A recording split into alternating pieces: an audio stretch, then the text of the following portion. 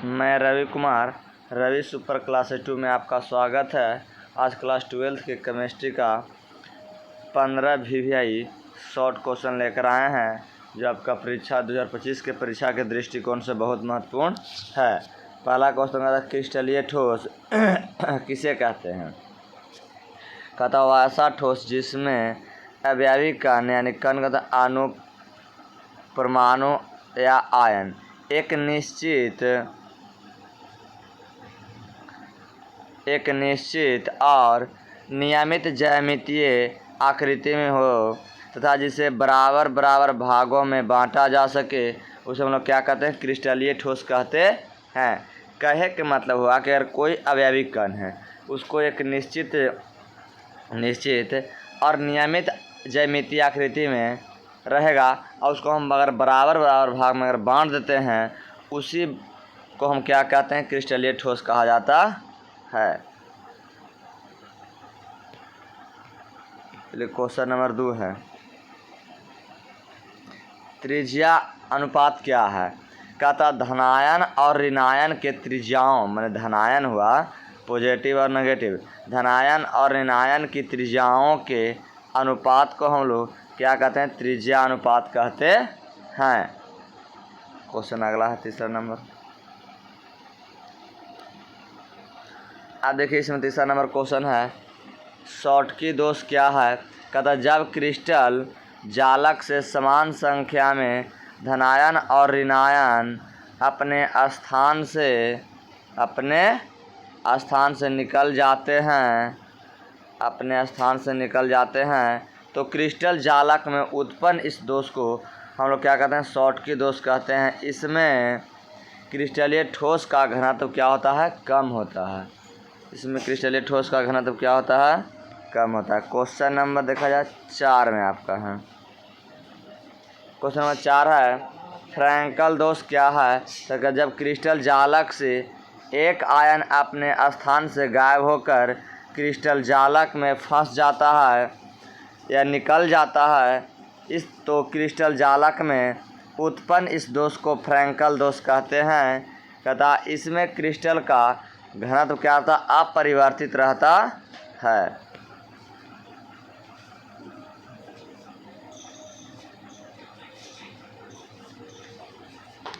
अगला है, कहता अनुसंख्यक गुणधर्म क्या है। कहता है विलयन का अनुसंख्या गुणधर्म वह है जो विलयन में उपस्थित विलेय के कणों। कहता है कि अनुसंख्यक गुणधर्म क्या है, तो अनुसंख्यक गुणधर्म है जो विलयन में अनुसंख्या गुणधर्म का वह है जो विलयन में उपस्थित विलेय के कणों की संख्या पर क्या करता है, निर्भर करता है। कणों के आकार या प्रकृति पर नहीं निर्भर करता है।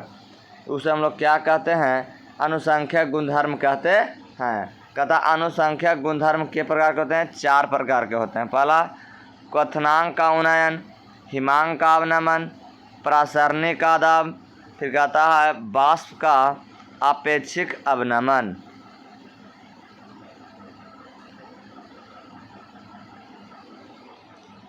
अगला है क्वेश्चन नंबर 6, कहता हेनरी के नियम को लिखें। तो कहता हेनरी के नियम क्या है। कहता किसी द्रव में किसी गैस की विलेयता गैस के आंशिक दाब के सीधा क्या होता है, समानुपाती होता है। उसे हम लोग क्या कहते हैं, हेनरी के नियम कहा जाता है।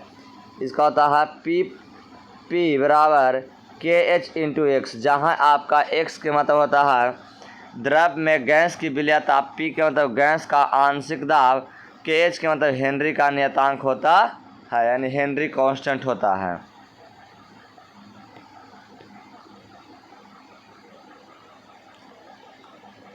क्वेश्चन नंबर 7 है, क्वथनांक के उन्नयन से आप क्या समझते हैं। तो कहता शुद्ध विलायक में विलेय मिला देने से विलयन के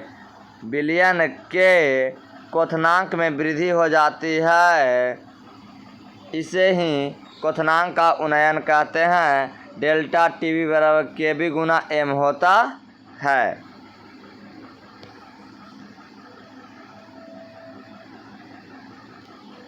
क्वेश्चन नंबर 8 है, आदर्श तथा अनादर्श विलयन क्या है?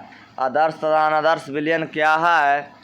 तो कहता है कि आदर्श विलयन में कहता वैसा विलयन जो सभी तापों एवं सांद्रों पर पूर्णतः राउल्ट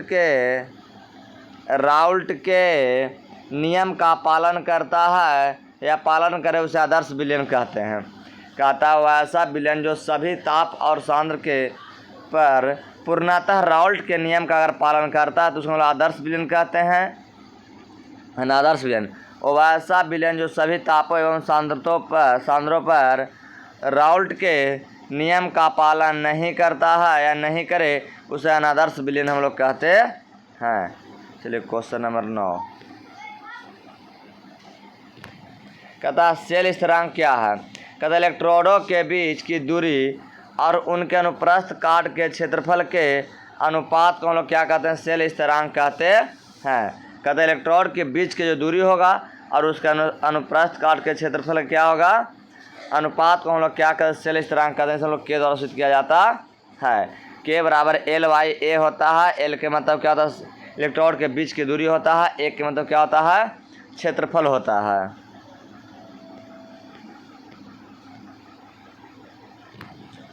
अगला है विशिष्ट चालक तो किसे कहते हैं? कहता प्रतिरोधकता के व्युत्क्रम को विशिष्ट चालकता कहते हैं। इसे कप्पा द्वारा सूचित किया जाता है।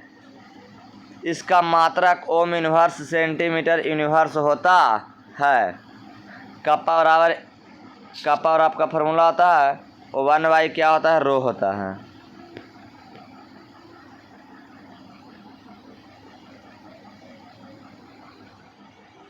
चलिए क्वेश्चन नंबर 10 विशिष्ट चालक तो किसे कहते हैं? तो अभी जस्ट लो पढ़ाएं।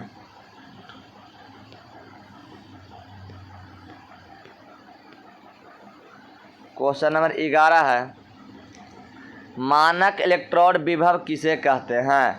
कहता जब विलयन में धातु आयन का सांद्रण 1 m तथा 298 केल्विन हो तो निर्धारित विभव को हम लोग मानक इलेक्ट्रोड विभव कहते हैं। क्वेश्चन नंबर 12 अभिक्रिया की कोटि से आप क्या समझते हैं? कहता वेग समीकरण में प्रयुक्त सांद्र के पदों के घात के योगफल को हम लोग क्या कहते हैं? अभिक्रिया की कोटि कहते हैं। जैसे के बराबर A अगर कोई मान यहाँ पर है सांद्रण है A, अगर पावर 3 है, फिर B है सांद्रण है भी है, अगर इसके पावर 2 है, अगर ये दोनों पावर अगर हम जोड़ देते हैं तो क्या अभिक्रिया की कोटि कहलाती है। देखिए इसका पावर 2 था, इसका पावर 3, दोनों को जोड़ के पावर 5 आ गया। ये क्या है? अभिक्रिया की कोटि है।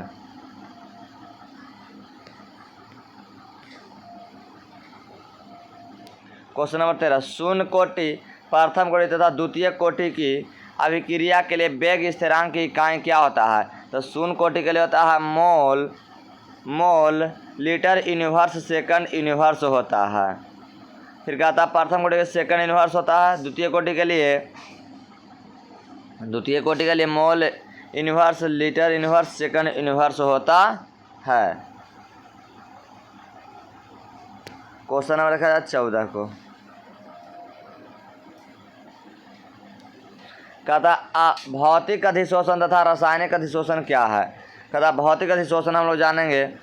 कहता भौतिक अधिशोषण कहता जब ठोस के पृष्ठ पर अधिशोषित अणु वांडर वाल्स बलों जैसे कमजोर बलों द्वारा चिपके रहते हैं तो उसे भौतिक अधिशोषण कहा जाता है।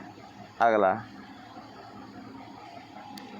रासायनिक अधिशोषण किसे कहते हैं? तो जब ठोस के पृष्ठों पर अधिशोषित अणु रासायनिक बंधों द्वारा मजबूत बलों द्वारा जुड़े रहते हैं तो उसे हम लोग रासायनिक अधिशोषण कहते हैं।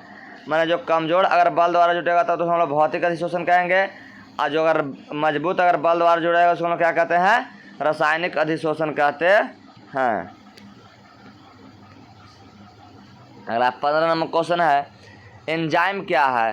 कहता है एंजाइम प्रोटीन के जटिल अणु है जो जीवित कोशिकाओं में होने वाली जैविक रासायनिक क्रियाओं के लिए उत्प्रेरक का कार्य करती है। कहेगा एंजाइम में क्या है? का प्रोटीन के जटिल अणु होता है जो जीवित कोशिकाओं में होने वाली जैविक रासायनिक अभिक्रिया के लिए क्या होता है, उत्प्रेरक होता है, उसे हम लोग क्या कहते हैं, एंजाइम कहते हैं। अगर हमारा वीडियो अच्छा लगे तो चैनल को सब्सक्राइब करें, लाइक करें, बेल दबाना ना भूलें।